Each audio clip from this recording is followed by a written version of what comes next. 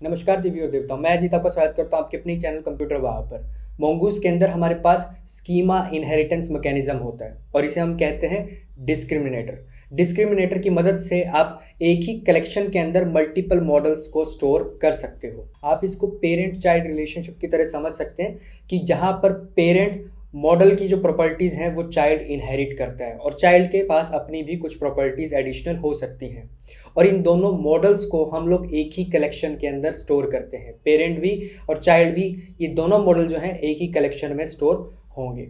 चलिए चलते हैं और डिस्क्रिमिनेटर के कंसेप्ट को एक्सप्लोर करते हैं। डिस्क्रिमिनेटर के कंसेप्ट को समझने के लिए हम लोग दो यूज़र टाइप्स क्रिएट करेंगे, स्टूडेंट और एम्प्लॉयर। इन दोनों के मॉडल्स भी बनाएंगे। पिछली कुछ वीडियोस में हमने यूज़र स्कीमा और यूज़र मॉडल बना लिया था। ये जो दो मॉडल्स हम बनाएंगे, स्टूडेंट और एम्प्लॉयर, इनके अंदर जो प्रॉपर्टीज़ हैं, इनकी स्कीमा की जो प्रॉपर्टीज़ हैं वो इनहेरिट होंगी कहाँ से? यूज़र स्कीमा से, यूज़र मॉडल से। और क्योंकि ये दोनों के दोनों यूज़र के ही टाइप हैं तो मैं चाहता क्या हूँ कि ये यूज़र्स कलेक्शन में ही स्टोर हों। इन दोनों के लिए कोई अलग से कलेक्शन ना बने, स्टूडेंट्स या फिर एम्प्लॉयर्स कलेक्शन ना बने, एक ही कलेक्शन में स्टोर हो जाए, यूज़र्स कलेक्शन में। और इस चीज़ को हम लोग अचीव करने वाले हैं डिस्क्रिमिनेटर की मदद से। आइए पहले स्कीमा बना लेते हैं स्टूडेंट की और एम्प्लॉयर की। सोर्स डायरेक्टरी के अंदर जहाँ पर हमने स्कीमाज नाम की एक डायरेक्टरी बनाई थी जिसके अंदर सारी स्कीमाज हम लोग क्रिएट कर रहे थे, इसी में मैं स्टूडेंट और एम्प्लॉयर की भी स्कीमा बनाने वाला हूँ। पहले बनाते हैं स्टूडेंट की स्कीमा। एक डायरेक्टरी बना लेते हैं स्टूडेंट के नाम से और उसमें स्टूडेंट की स्कीमा रख लेते हैं। स्टूडेंट डायरेक्टरी के अंदर student.schema.ts मैंने एक फाइल बनाई और इस फाइल के अंदर एक क्लास क्रिएट की स्टूडेंट के नाम से। इस क्लास को डेकोरेट भी कर दिया स्कीमा डेकोरेटर से, जो कि नेक्स्ट.js मोंगूज में से आता है। स्कीमास को कैसे क्रिएट करते हैं मैंने उसके ऊपर एक वीडियो बना रखी है। हम लोग यहाँ पर दोबारा से स्कीमा क्रिएट करना नहीं सीखने वाले। अगर आपने अभी तक मेरी वो वीडियो नहीं देखी तो जाकर जरूर चेक करें, आई बटन पर क्लिक कर सकते हैं या डिस्क्रिप्शन में आपको लिंक मिल जाएगा। इस स्टूडेंट स्कीमा के अंदर मेरे पास कुछ प्रॉपर्टीज़ हैं जैसे कि यूनिवर्सिटी, कोर्स, ग्रेड और इज अंडर इंटर्नशिप। ये इसकी अपनी प्रॉपर्टीज़ हैं, अपनी फील्ड्स हैं। साथ के साथ मुझे इसमें ईमेल भी चाहिए, पासवर्ड भी चाहिए, एड्रेस भी चाहिए। जो यूज़र की स्कीमा वाली प्रॉपर्टीज़ हैं वो भी इसके अंदर चाहिए। मैं एक बार यूज़र स्कीमा भी आपको दिखा देता हूँ। ये रही हमारी यूज़र स्कीमा। इसके अंदर जो फील्ड्स हैं जैसे name, email, password, age, phone, status, ये सारी की सारी मैं चाहता क्या हूँ स्टूडेंट के पास भी आ जाएँ। स्टूडेंट स्कीमा इसको इनहेरिट कर ले। स्टूडेंट स्कीमा तो हमने बना ली, अब हम लोग बनाते हैं एम्प्लॉयर स्कीमा, क्योंकि वो भी तो एक यूज़र टाइप हमें क्रिएट करना है ना, जो इनहेरिट करेगा यूज़र में से, तो उसको बना लेते हैं। यहीं पर स्कीमाज नाम की डायरेक्टरी में ही मैं एक और डायरेक्टरी क्रिएट कर लेता हूँ एम्प्लॉयर के नाम से और उसके अंदर एम्प्लॉयर की स्कीमा बना लेते हैं। एम्प्लॉयर डायरेक्टरी के अंदर मैंने employer.schema.ts एक फाइल बनाई, इसमें क्लास बना ली एम्प्लॉयर के नाम से और इसको डेकोरेट भी कर दिया स्कीमा डेकोरेटर से। इसके अंदर अपनी कुछ प्रॉपर्टीज़ मैंने ली जैसे कंपनी साइज, वर्क एरिया हो गया, वेबसाइट हो गया। साथ के साथ मुझे कौन सी दूसरी प्रॉपर्टीज़ इसमें इनहेरिट करवानी है जो यूज़र स्कीमा की हैं। अब हमें काम क्या करना है कि मोंगूज को बताना पड़ेगा जो ये स्टूडेंट और एम्प्लॉयर स्कीमा है ये इनहेरिट कर रही हैं यूज़र स्कीमा को, और एक ही कलेक्शन में हमें स्टोर करना है, यूज़र्स कलेक्शन में ही स्टोर करना है इन दोनों को भी, स्टूडेंट को भी और एम्प्लॉयर को भी। यूज़र्स तो स्टोर होंगी अपनी कलेक्शन में। तो इस चीज़ को करने के लिए हमें दो स्टेप्स परफॉर्म करने पड़ेंगे। पहला स्टेप क्या है कि हम लोग आते हैं यूज़र स्कीमा के अंदर। यूज़र स्कीमा के अंदर हमें की डिफाइन करनी पड़ेगी, प्रॉपर्टी बनानी पड़ेगी जिसकी मदद से मोंगूज डिफ्रेंशिएट कर पाए कि अच्छा ये वाला जो अभी स्टोर हुआ है डॉक्यूमेंट ये किससे रिलेटेड है, ये स्टूडेंट का है या फिर ये एम्प्लॉयर का है। बेशक वो एक ही कलेक्शन के अंदर स्टोर हो रहे हैं लेकिन डिफ्रेंशिएट भी तो करना पड़ेगा ना। हालांकि हमने अकाउंट टाइप ले रखा है, जब हम लोगों ने स्कीमाज बनाई थी तो मैंने यूज़र स्कीमा में अकाउंट टाइप लिया था, या तो वो स्टूडेंट हो सकता है या एम्प्लॉयर। इससे आइडेंटिफिकेशन तो हो जाएगी। चाहूँ तो मैं इसका भी इस्तेमाल कर सकता हूँ, लेकिन मोंगूज के लिए मैं क्या करने वाला हूँ, एक अलग से की लेने वाला हूँ, एक प्रॉपर्टी लेने वाला हूँ जिसकी मदद से वो डिफ्रेंशिएट कर पाए। क्या करेंगे हम लोग, स्कीमा डेकोरेटर में ही आ जाते हैं जहाँ पर हम लोग ये टाइम स्टैम्प्स वगैरह ले रहे थे। यहीं पर मैं कहूँगा डिस्क्रिमिनेटर की, और उसकी का नाम क्या है कुछ भी रख दो आप। मैं कह देता हूँ यूज़र काइंड की, कौन सा टाइप का मॉडल हम इसमें स्टोर कर रहे हैं, या तो वो हो सकता है स्टूडेंट मॉडल या फिर हो सकता है एम्प्लॉयर मॉडल, या सीधा सीधा कहें कि एक स्टूडेंट या फिर एम्प्लॉयर। इससे ये डिफ्रेंशिएट कर पाएगा। हमें डिस्क्रिमिनेटर की बतानी पड़ेगी। आप डिस्क्रिमिनेटर की या तो स्कीमा डेकोरेटर में दे सकते हो या फिर क्या कर सकते हो, यूज़र स्कीमा जो हमने यहाँ पे बनाया है, कॉन्स्टेंट लिया है, यूज़र स्कीमा डॉट, उसके बाद मैं कर सकता हूँ सेट डिस्क्रिमिनेटर की और इसके बाद यहाँ पे की का नाम दे सकता हूँ कि यूज़र काइंड। दोनों में से आप जौन सा ऑप्शन चाहो वैसा कर सकते हो, आपके प्रेफरेंस के ऊपर है। मैं अभी जो हमने स्कीमा डेकोरेटर में लिया है उस वाले को लेकर चल रहा हूँ। ये तो था हमारा पहला स्टेप। कि डिस्क्रिमिनेटर की सेट करनी जिसकी मदद से वो डिफ्रेंशिएट कर पाए। अब दूसरा स्टेप हमें क्या करना है कि जब हम यूज़र का मॉडल क्रिएट कर रहे हैं तो यूज़र मॉडल को बता दें कि स्टूडेंट और एम्प्लॉयर ये आप में से इनहेरिट करेंगे। ये वो दो स्कीमाज हैं, दो मॉडल्स हैं जो आपको अपने पास एक ही कलेक्शन में स्टोर करने हैं, यूज़र्स कलेक्शन में ही। तो डिस्क्रिमिनेटर्स के बारे में इंफॉर्मेशन देनी पड़ेगी। और मॉडल हम लोग कहाँ पर बना रहे हैं? मोंगूज मॉडल मॉड्यूल के अंदर। यहीं पर हम मॉडल्स ले रहे थे ना कि यूज़र मॉडल, जॉब मॉडल। अब जहाँ हम लोग यूज़र मॉडल क्रिएट कर रहे हैं नेम और स्कीमा देके, यहीं पर मैं एक की और दूंगा, डिस्क्रिमिनेटर स्कीम। और वो एक एरे होता है कि कौन कौन से आपके वो हैं जो इनहेरिट करेंगे, जिन्हें मुझे एक ही जगह स्टोर करना है। मैं कहूँगा डिस्क्रिमिनेटर्स और ये एक एरे होगा। इस एरे के अंदर क्या होगा? नेम होगा जो कि मॉडल का नाम होगा, स्टूडेंट मॉडल, और दूसरा क्या होगा? Employer model. फिर स्कीमा बताएंगे उसकी। यहाँ पर मैंने डिस्क्रिमिनेटर के अंदर दोनों मॉडल्स बता दिए हैं, स्टूडेंट मॉडल और उसकी स्कीमा, एम्प्लॉयर मॉडल और उसकी स्कीमा। इंपोर्ट भी कर लिया है। ये दो स्टेप्स थे। पहला, डिस्क्रिमिनेटर की सेट करनी है किसके ऊपर? यूज़र के ऊपर, ताकि डिफ्रेंशिएट कर पाए मोंगूज। बाय डिफॉल्ट वो अंडरस्कोर टी इस तरीके की फील्ड स्टोर करके रखता है। और दूसरा स्टेप क्या था कि हमने डिस्क्रिमिनेटर्स के बारे में इंफॉर्मेशन दे दी यूज़र मॉडल को कि स्टूडेंट मॉडल और एम्प्लॉयर मॉडल आपके पास ही स्टोर होंगे। अब इतना कर देने से क्या होगा कि मोंगूज अपने आप समझ जाएगा और यूजर्स कलेक्शन में स्टूडेंट को भी और एम्प्लॉयर को भी स्टोर कर लेगा। आइए अब दो मॉड्यूल्स बनाते हैं स्टूडेंट और एम्प्लॉयर्स का, जहाँ पे उनके कंट्रोलर्स और सर्विसेज हम लोग लिख लेंगे और फिर टेस्ट करके देखते हैं सारी चीज़ को। दोनों मॉड्यूल्स मैंने बना लिए, एम्प्लॉयर्स मॉड्यूल भी और स्टूडेंट्स मॉड्यूल भी। एम्प्लॉयर्स में उसके अपने DTO हैं, कंट्रोलर है, सर्विस है और मॉड्यूल वाली फाइल है। इसी तरीके से स्टूडेंट्स में भी DTO है, कंट्रोलर है, मॉड्यूल वाली फाइल और सर्विस वाली फाइल है। और ये दोनों के दोनों मॉड्यूल्स जो हैं मैंने ऐप मॉड्यूल में इंपोर्ट भी कर लिए हैं। एम्प्लॉयर्स मॉड्यूल में सबसे पहले आते हैं, यहाँ पर इसके कंट्रोलर के अंदर मैंने कंस्ट्रक्टर में इंजेक्ट कर लिया है जो हमारी सर्विस है एम्प्लॉयर्स वाली वो, और पोस्ट रिक्वेस्ट को हैंडल कर रहा हूँ और बॉडी में हमारे पास DTO आ जा रहा है कि एम्प्लॉयर को क्रिएट करना है। इस बॉडी के अंदर हमारे पास दो चीज़ें होंगी। पहली चीज़ तो क्या कि नेम, ईमेल, पासवर्ड और जो भी यूज़र से रिलेटेड फील्ड्स हैं वो सारी होंगी। दूसरे नंबर पे हमारे पास एम्प्लॉयर की जो अपनी फील्ड्स हैं जैसे कि कंपनी नेम हो गया, वर्क एरिया, वो भी होंगे। एक बार मैं क्रिएट एम्प्लॉयर DTO आपको दिखाता हूँ। क्रिएट एम्प्लॉयर DTO के अंदर उसके पास अपनी फील्ड्स तो हैं ही, जैसे कि कंपनी, साइज, वर्क एरिया और वेबसाइट। लेकिन साथ के साथ मुझे इसके अंदर नेम भी चाहिए, ईमेल भी चाहिए, पासवर्ड भी, मतलब कि वो यूज़र के जो फील्ड्स हैं और उनकी वैलिडेशंस हैं वो भी चाहिए। और हमने यूज़र्स कर्ड ऑपरेशन के अंदर यूज़र DTO बनाया ही था, क्रिएट वाला, अपडेट वाला भी। क्रिएट यूज़र DTO को मैंने एक्सटेंड करवा लिया ताकि उसकी जो प्रॉपर्टीज़ हैं, उसकी वैलिडेशंस हैं वो भी हमें मिल जाए। इस तरीके से मैंने इनहेरिटेंस यहाँ पे कर ली, तो दोनों चीज़ें इसके पास आ गई। सेम चीज़ मैं आपको ये भी दिखा देता हूँ कि स्टूडेंट्स के अंदर भी मैंने यही किया। क्रिएट स्टूडेंट DTO के अंदर उसकी अपनी प्रॉपर्टीज़ तो मैंने ले ली, जैसे यूनिवर्सिटी, कोर्स, ग्रेड और इज अंडर इंटर्नशिप। साथ के साथ एक्सटेंड भी करवा लिया क्रिएट यूज़र DTO, क्योंकि हमें नेम, ईमेल, पासवर्ड वो वाली वैलिडेशंस भी चाहिए। तो यहाँ पे इनहेरिटेंस का हम लोग फ़ायदा उठा रहे हैं। अभी वापस से आ जाते हैं एम्प्लॉयर्स वाले पे, मैं वो समझा रहा था आपको। ये जो क्रिएट एम्प्लॉयर DTO हमारे पास बॉडी में आएगा, फिर मैं सर्विस का इस्तेमाल करूंगा, एम्प्लॉयर सर्विस, और क्रिएट मेथड को कॉल कर दूंगा और पास कर दूंगा ये DTO। अब हम लोग एम्प्लॉयर्स सर्विस को देख लेते हैं और इसके क्रिएट मेथड पे भी डिस्कशन करेंगे। एम्प्लॉयर सर्विस के अंदर मैंने इंजेक्ट मॉडल का इस्तेमाल करके एम्प्लॉयर मॉडल को इंजेक्ट किया, जैसा हम लोग करते ही आ रहे थे। एक प्रॉपर्टी में स्टोर कर दिया एम्प्लॉयर मॉडल नाम की, और इसकी डेटा टाइप मॉडल है, और एम्प्लॉयर डॉक्यूमेंट मुझे रिसीव होगी। यहाँ पर एम्प्लॉयर डॉक्यूमेंट जो है इसके अंदर यूज़र की भी प्रॉपर्टीज़ होंगी सारी, और साथ के साथ एम्प्लॉयर की जो अपनी है वो भी होंगी। अब यहाँ पर बाहर की तरफ अगर हम लोग बात करें तो एब्स्ट्रैक्शन क्या है हमारे पास कि अलग से ये मॉडल है, लेकिन डेटाबेस में ये यूजर्स कलेक्शन में स्टोर होगा। क्रिएट मेथड जो हमने बनाया उसमें DTO पास कर रहे हैं, फिर एम्प्लॉयर मॉडल को कहूँगा कि क्रिएट कर दो। सेम इसी तरीके से मैंने स्टूडेंट्स के लिए भी किया है, स्टूडेंट्स वाला भी दिखाता हूँ। स्टूडेंट्स कंट्रोलर के अंदर कंस्ट्रक्टर में इंजेक्ट कर ली स्टूडेंट सर्विस, बॉडी में पेलोड आ ही रहा है। क्रिएट स्टूडेंट DTO वाला पोस्ट रिक्वेस्ट को हैंडल कर रहे हैं। स्टूडेंट सर्विस को मैं दिखाता हूँ, इसके अंदर हम लोगों ने इंजेक्ट किया है मॉडल कौन सा, स्टूडेंट मॉडल वाला। स्टूडेंट मॉडल नाम की प्रॉपर्टी में मैंने इस मॉडल को स्टोर किया, इसकी डेटा टाइप मॉडल है, और एक क्या लौटाएगा हमें, स्टूडेंट डॉक्यूमेंट, जिसके अंदर स्टूडेंट की अपनी प्रॉपर्टीज भी रहेंगी और यूजर्स की भी रहेंगी। और ये स्टूडेंट जो है ये भी कहाँ स्टोर होगा, यूजर्स कलेक्शन में ही स्टोर होगा।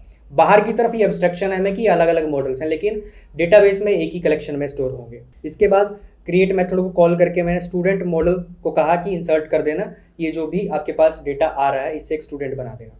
अब इन दोनों को हम लोग चला कर देखते हैं और फिर डेटाबेस में चेक करेंगे कि क्या ये दोनों के दोनों एक ही कलेक्शन में स्टोर हुए हैं कि नहीं हुए हैं। पोस्टमैन से पोस्ट रिक्वेस्ट परफॉर्म कर रहा हूँ /स्टूडेंट्स वाले राउट पे, और बॉडी में मैंने जो भी डिटेल्स हैं यूज़र की वो भेज दी हैं। इसके बाद देखने वाली चीज़ क्या है कि इसकी कुछ अपनी जो प्रॉपर्टीज़ हैं स्टूडेंट की वो मैंने डाली हैं, जैसे कि यूनिवर्सिटीज़ में हो गया, कोर्स हो गया, ग्रेड हो गया। ये यूज़र पे नहीं है, ये स्टूडेंट पे प्रॉपर्टीज़ हैं। तो स्टूडेंट और यूज़र्स की मिक्स करके मैंने प्रॉपर्टीज़ यहाँ पर रखी है और इसी से मैं एक स्टूडेंट क्रिएट करूँगा। जैसे ही मैं करता हूँ एंटर, हमारे पास रिस्पॉन्स आ जा रहा है, मतलब कि स्टूडेंट सही से इंसर्ट हो चुका है। डेटाबेस में चेक करते हैं। डेटाबेस के अंदर हमारे पास कोई स्टूडेंट्स कलेक्शन नहीं बनी, यूज़र्स कलेक्शन ही सिर्फ बनी और उसमें एक यूज़र स्टोर हो गया जो अभी हमने जस्ट इंसर्ट किया, जिसका अकाउंट टाइप क्या था, स्टूडेंट था। यहाँ पर एक फील्ड और स्टोर हुई है जिसका नाम है यूजर काइंड, वो डिस्क्रिमिनेटर की जिसकी मदद से मोंगूज डिफरेंशिएट कर पाएगा। आप देख पा रहे हो यूजर काइंड यहाँ पर स्टूडेंट है, इसकी मदद से वो डिफरेंशिएट कर पाएगा। अब हम लोग एम्प्लॉयर को इंसर्ट करते हैं और आप देखोगे कि वो भी इसी यूजर्स कलेक्शन में ही स्टोर होगा। पोस्ट रिक्वेस्ट परफॉर्म कर रहा हूँ /एम्प्लॉयर्स वाले राउट पे। बॉडी में मैंने यूज़र वाली जो डिटेल्स हैं वो तो दे ही दी है कि नेम, ईमेल, पासवर्ड, लेकिन साथ के साथ यहाँ पर मैंने जो एम्प्लॉयर की अपनी फील्ड्स हैं जैसे कि कंपनी हो गया, साइज हो गया, वर्क एरिया, वेबसाइट, वो भी भेज रहा हूँ, दोनों की मिक्स करके भेज रहा हूँ। अब जैसे मैं करता हूँ एंटर तो हमारे पास रिस्पॉन्स आ जा रहा है, यानी कि सक्सेसफुली इंसर्ट हो गया। डेटाबेस में चेक करते हैं। डेटाबेस में अगर हम लोग देखें तो कोई एम्प्लॉयर्स कलेक्शन नहीं बनी है, यूज़र्स की ही कलेक्शन और उसमें 2 यूज़र्स हैं। पहले वाला मैं दिखा चुका था, दूसरा यूज़र दिखाता हूँ। ये दूसरा यूज़र कौन सा है, जो जस्ट अभी हमने क्रिएट किया है। कंपनी आ रही है यहाँ पर और जो भी उसकी डिटेल्स हैं, साथ के साथ यूज़र की जो डिटेल्स हमने भेजी थी वो भी हैं, जैसे कि पासवर्ड हो गया, एज हो गया, फ़ोन हो गया। यूज़र काइंड इसमें जो डिस्क्रिमिनेटर की है जिसकी मदद से मोंगूज डिफरेंशिएट करेगा वो भी इसके अंदर होगी और उसकी वैल्यू जो होगी वो एम्प्लॉयर होगी। हम लोग देख पा रहे हैं कि यूज़र काइंड क्या है, एम्प्लॉयर है यहाँ पर। एक चीज़ यहाँ पर इंटरेस्टिंग ये भी है कि जो हुक्स थे, हमने लास्ट वीडियो में हुक्स लगाए थे, मेथड्स लगाए थे, वो भी सही से काम कर रहे हैं। पासवर्ड भी हैश हो गया, दोनों के केस में पासवर्ड हैश हुआ है। यानी कि यूज़र जो मॉडल है उसकी प्रॉपर्टीज़ तो आ रही हैं, साथ के साथ जो हुक्स और मेथड्स थे वो भी अप्लाई हो गए हैं इन दोनों के ऊपर, स्टूडेंट के ऊपर भी और एम्प्लॉयर मॉडल के ऊपर भी। अब यहाँ पर मैं आपको एक इंटरेस्टिंग चीज़ बताता हूँ, बड़े ध्यान से इस चीज़ को देखना। स्कीमा इनहेरिटेंस मैकेनिज्म को हमने मोंगूज के लेवल पे तो देख लिया कि वो अपने आप ही मैनेज कर लेता है, इनहेरिटेंस को, फील्ड्स को ऐड कर देता है, एक ही कलेक्शन में स्टोर कर लेता है। लेकिन अगर हम लोग अपने एप्लीकेशन की बात करें, टाइप स्क्रिप्ट की बात करें यहाँ पे, तो वो प्रॉपर्टीज़ हमें नहीं मिलेंगी। जैसे कि ईमेल चाहिए, पासवर्ड चाहिए, तो नहीं होगा। जो क्रिएटेड स्टूडेंट हमारे पास है, इसको अगर मैं करता हूँ .grade तो ये तो मिल जाएगा क्योंकि ये उसके ऊपर एग्जिस्ट करता है स्टूडेंट मॉडल पे। लेकिन अगर मैं करता हूँ ईमेल और इसको कॉन्सोल लॉग करता हूँ, अब यहाँ पर एक एरर आ जा रहा है कि ईमेल तो एग्जिस्ट ही नहीं करता स्टूडेंट मॉडल पर। अब आप कहोगे कि मोंगूज की इनहेरिटेंस हुई है, स्कीमा इनहेरिटेंस तो आना चाहिए। देखिए वो इंटरनल चीज़ है, यही चीज़ मैं समझा रहा था आपको। इंटरनली वो डेटाबेस में कैसे स्टोर कर रहा है, उस इनहेरिटेंस को कर रहा है, वो एक सेपरेट चीज़ है। लेकिन एप्लीकेशन लेवल पर टाइप स्क्रिप्ट के अंदर जो हमने क्लास बनाई है उसमें तो ईमेल कोई है ही नहीं। मैं आपको दिखाता हूँ, स्टूडेंट स्कीमा क्लास के अंदर मैं आ चुका हूँ। यहाँ पे तो कोई ईमेल नहीं है ना, इसलिए वो कह रहा है कि ये सारी चीज़ तो आप एक्सेस कर सकते हो, लेकिन ईमेल तो यहाँ है नहीं, तो इसलिए वहाँ पे वो दिखाई नहीं रहा। हमें क्या करना पड़ेगा, क्या करना, एप्लीकेशन लेवल पे भी ऑब्जेक्ट ओरिएंटेड का इस्तेमाल करेंगे, इनहेरिटेंस करेंगे हम लोग। यहाँ पर कहूँगा एक्सटेंड्स यूज़र, और ये यूज़र कहाँ से आएगा, उस यूज़र स्कीमा में से ही आएगा। इंपोर्ट कर लिया यूज़र को यूज़र स्कीमा में से। अब ऐसा कर देने से क्या होगा कि एप्लीकेशन के लेवल पे हमने इनहेरिटेंस कर दी, वो जो प्रॉपर्टीज़ थी वो सारी यहाँ पर ये एक्सटेंड हो जाएंगी, ताकि आपको टाइप स्क्रिप्ट में दिक्कत ना आए। मोंगूज से तो काम हो गया, इनहेरिटेंस होगी, वो मोंगूज लेवल इनहेरिटेंस है, स्कीमा इनहेरिटेंस है। लेकिन ये क्या है, ये हमने एप्लीकेशन लेवल पे लॉजिकली यहाँ पे क्या किया, इनहेरिटेंस को परफॉर्म किया है। अगर नहीं करता यहाँ पर मैं ये चीज़, तो मुझे फील्ड्स तो सारी लिखनी पड़ेंगी ना। तो उस चीज़ से बचने के लिए और रीयूजेबिलिटी को ध्यान में रखते हुए मैंने यहाँ पे ये इनहेरिटेंस की। यही सेम चीज़ अब मैं एम्प्लॉयर पे भी कर रहा हूँ। एम्प्लॉयर स्कीमा वाली फाइल में मैंने एम्प्लॉयर क्लास को एक्सटेंड कर दिया यूज़र से, यूज़र स्कीमा में से यूज़र को बुला लिया, तो वो जितनी भी फील्ड्स होंगी वो यहाँ पर आ जाएंगी, इनहेरिट कर लेगा। एप्लीकेशन लेवल पे इनहेरिटेंस, मोंगूज लेवल पे तो अलग चीज़ है, वो डिस्क्रिमिनेटर के साथ हो रही है। स्कीमा इनहेरिटेंस अलग है, और ये जो एप्लीकेशन के लॉजिकल लेवल पे हम इनहेरिटेंस कर रहे हैं ये अलग है। इसमें मुझे रीयूजेबिलिटी का ध्यान रखना है। मोंगूज डेटाबेस की तरफ रीयूजेबिलिटी देखेगा, यहाँ पर हम लोग एप्लीकेशन लेवल पे रीयूजेबिलिटी देखेंगे। अब की बार हमारे पास स्टूडेंट सर्विस में कोई एरर नहीं आ रहा क्योंकि एग्जिस्ट करती है, वो क्लास ने इनहेरिट कर लिया है प्रॉपर्टी को। स्कीमा इनहेरिटेंस का जो सारा कंसेप्ट था वो हमने यहाँ पर समझ तो लिया। इसमें कुछ बातें ध्यान रखने की भी हैं। पहली चीज़ क्या है, जो हमारी डिस्क्रिमिनेटर की है यूज़र काइंड, मैंने इसको प्रॉपर्टी के तौर पे यहाँ पर नहीं लिखा था, फिर भी मोंगूज ने अपने आप ऐड कर दिया। मोंगूज कर देता है, लेकिन अगर आप चाहो तो इसको यहाँ पर ऐड कर सकते हो। यूज़र काइंड मैंने यहाँ पर लिया कि स्ट्रिंग होगा इम्यूटेबल ट्रू, मतलब एक बार सेट हो गया तो सेट हो गया, चेंज नहीं कर सकते, रिक्वायर्ड ट्रू, कि ये होना ही चाहिए। इस तरीके से आप दे सकते हो। लेकिन इससे प्रॉब्लम क्या होती है ना, क्योंकि हमने इस क्लास को एक्सटेंड कर रखा है, ये जो क्लास है हमारी, इसको एक्सटेंड कहाँ किया हुआ है, एम्प्लॉयर में भी और हमने स्टूडेंट में भी। तो मोंगूज अलाउ नहीं करता कि आपके जो चाइल्ड हैं उनके ऊपर भी ये सेम प्रॉपर्टी एग्जिस्ट करती हो। तो यहाँ पर जब मैं इसको सेव करता हूँ तो आप देखोगे कि एक एरर आ रहा है, यूज़र काइंड जो है वो हम लोग नहीं रख सकते हैं, क्योंकि यहाँ से क्या होगा, इनहेरिट होगी ना वो प्रॉपर्टी स्टूडेंट के पास भी और एम्प्लॉयर के पास। ये सिर्फ पेरेंट में ही हो सकती है, इसलिए अच्छा रहता है कि या तो आप इसको क्या करो कि हटा ही दो, यहाँ पर ना रखो, ताकि वो प्रॉब्लम ना आए। तो बाकी मोंगूज तो अपने आप ऐड कर ही देता है इस चीज़ को। एक ऑप्शन ये भी रह सकता है मेरे पास कि मैं ओमिट कर दूं ये वाली, यहाँ पर तो रखो लेकिन एक्सटेंड करते टाइम ओमिट कर दूं, उस पर अभी मैं नहीं जाना चाहता। अब इसी कंसेप्ट के अंदर हम लोग एक चीज़ और कर सकते हैं, क्योंकि अकाउंट टाइप और यूज़र काइंड दोनों सेम ही है। यूज़र काइंड में भी स्टूडेंट और एम्प्लॉयर ही स्टोर हो रहा है कैपिटलाइज होके, और जो अकाउंट टाइप है उसमें क्या है, उसमें भी यही हो रहा है, अकाउंट या तो स्टूडेंट वाला है या एम्प्लॉयर वाला। बस डिफरेंस ये कि अकाउंट टाइप के अंदर सारा का सारा अपर केस में और यूज़र काइंड में कैपिटलाइज फॉर्मेट में, पहला लेटर ही कैपिटल फॉर्म में आता है। तो अगर मुझे अकाउंट टाइप को यूज़ करना हो डिस्क्रिमिनेटर की तरह तो वो भी मैं कर सकता हूँ। कैसे करेंगे, अकाउंट टाइप के लिए अकाउंट कॉन्स्टेंट्स में आ जाते हैं यहाँ पर, क्योंकि अपर केस में है तो मैं क्या करता हूँ, इनको कैपिटलाइज कर देता हूँ, तो मैं यूज़ कर सकता हूँ। तो कुछ इस तरीके से मैंने इनकी की वैल्यू का पेयर इनमरेशन में रख दिया है। अब यूजर स्कीमा के अंदर ही डिस्क्रिमिनेटर की मैं क्या कर देता हूँ, अकाउंट टाइप कर देता हूँ। डिस्क्रिमिनेटर की यूजर काइंड की बजाय अकाउंट टाइप हो गई। अब फिर से एक चीज़ हमें यहाँ पर ध्यान रखनी पड़ेगी, वैसे तो काम सारा सही कर जाएगा, लेकिन हम लोग एक्सटेंड कर रहे हैं यूज़र को, कहाँ पर, एम्प्लॉयर के अंदर भी और स्टूडेंट में भी। तो वो कहेगा कि स्टूडेंट के ऊपर अकाउंट टाइप नहीं हो सकता, एम्प्लॉयर के ऊपर नहीं हो सकता, क्योंकि वो चाइल्ड है, पेरेंट के ऊपर ही हो सकता है। अगर हम कंसोल पे चेक करें तो फिर से वही एरर आ गया कि अकाउंट टाइप जो डिस्क्रिमिनेटर की है वो स्टूडेंट या फिर एम्प्लॉयर पे नहीं हो सकती है। ऑप्शन क्या है, फिर वही वाला ऑप्शन है कि या तो मैं इसको हटा दूं यहाँ से, अकाउंट टाइप को यहाँ पर हटा देने से मेरा काम तो चल जाएगा, लेकिन प्रॉब्लम ये आएगी कि फिर मैं इसका एक्सेस नहीं ले सकता हूँ, क्योंकि टाइपस्क्रिप्ट बोलेगी कि अकाउंट टाइप तो एग्जिस्ट ही नहीं करता है। अब इस केस में करें क्या, देखिए करना क्या है, इस तरीके से एक्सटेंड करें एम्प्लॉयर को और स्टूडेंट को कि इस चीज़ को हटा दें, बाकी सारी प्रॉपर्टीज आ जाए। अभी मैंने सिर्फ समझाने के लिए आपको बताया था, मैं वापस से सारी चीज़ सही कर देता हूँ। यूज़र काइंड लेकर ही हम लोग चलते हैं, डिस्क्रिमिनेटर की में भी यूज़र काइंड ही कर देते हैं, और अकाउंट कॉन्स्टेंट जो हमारे थे वापस से सही कर देते हैं जैसा पहले था। मोंगूज के अंदर ये डिस्क्रिमिनेटर का जो कंसेप्ट है स्कीमा इनहेरिटेंस का, काफ़ी इंटरेस्टिंग है और यूजफुल भी है, लेकिन हमें इसका ओवर यूज नहीं करना चाहिए, क्योंकि यहाँ पर हम एक ही कलेक्शन के अंदर दो मॉडल्स को स्टोर कर रहे हैं, तो इससे आपके पास टाइट कपलिंग हो जाती है। और होना क्या चाहिए, लूज कपलिंग होना चाहिए एप्लीकेशन के अंदर। कॉन्टेक्स्ट अलग अलग होना चाहिए आपका, एक ही जगह पे सारी चीज़ नहीं रखनी चाहिए जब तक ज़रूरी ना हो, या तो आपको पता हो कि बेस्ट यूज़ केस क्या हो सकता है इसका, अगर नहीं पता तो इसको ओवर यूज़ नहीं करना है हमें। मैं हर अपनी वीडियो के अंदर आपको फ़ायदे भी बताता हूँ, जो भी टॉपिक हम कर रहे होते हैं, और उसके नुकसान भी। तो इसका नुकसान ये है कि यहाँ पर टाइट कपलिंग हो जाती है, लूज कपलिंग नहीं हो सकती, तो फ्लेक्सिबिलिटी कम हो जाती है आपके पास। कॉन्टेक्स्ट आपका अलग अलग डिफाइन ना हो कि एक ही कॉन्टेक्स्ट बन जाता है। अच्छी प्रैक्टिस यही रहती है कि हम अलग अलग स्टोर करें, अलग अलग कॉन्टेक्स्ट हो, हमारा लूज कपलिंग हो, ताकि फ्लेक्सिबिलिटी हाई रहे और स्केल करने में आसान रहे हमारे पास। कभी इन चीज़ों के ऊपर भी मैं वीडियोस बनाऊंगा कि लूज कपलिंग, टाइट कपलिंग और ये जो स्केलेबिलिटी है, ये सब चीज़ क्या होती है, कितने मायने रखते हैं, कब कौन सी चीज़ का इस्तेमाल करना चाहिए, बेस्ट प्रैक्टिस और बेस्ट यूज़ केस कैसे आइडेंटिफाई करते हैं हम लोग। मोंगूज के अंदर और भी अच्छे अच्छे फीचर्स हैं, कंसेप्ट्स हैं हमारे पास, लेकिन क्योंकि ये मोंगूज की क्लास तो है नहीं, या मोंगूज तो हम इसमें नहीं पढ़ रहे हैं, तो यहाँ पर मैं इस चीज़ को सिर्फ आप लोग को लाइट वेट में ही समझाता आ रहा हूँ, जितनी भी हमने वीडियोस बनाई हैं कि मोंगूज के साथ मोंगोडीबी का इस्तेमाल कैसे कर सकते हैं नेस्ट.जेएस एप्लीकेशन के अंदर। अगर आप चाहते हैं कि मैं इस तरह का नॉलेजेबल कंटेंट आप लोग के लिए लेकर आता रहूँ, अलग अलग टॉपिक्स पे बात करूँ, कंसेप्ट समझाऊँ, सीरीज़ बनाऊँ, आप अपने विचार कमेंट में ज़रूर बताएं मुझे। हम लोग बहुत चीज़ें एक्सप्लोर कर सकते हैं साथ में। इस वीडियो को अगर आपने पसंद किए तो लाइक भी करना, वीडियो को भी शेयर करना, चैनल को भी शेयर करना, दूसरों तक ये ज्ञान पहुंचना चाहिए। चैनल को सब्सक्राइब भी करना, बेल आइकन को दबाएं ताकि आपको नोटिफिकेशंस मिलती रहे, किसी भी वीडियो से आप मिस ना रहें।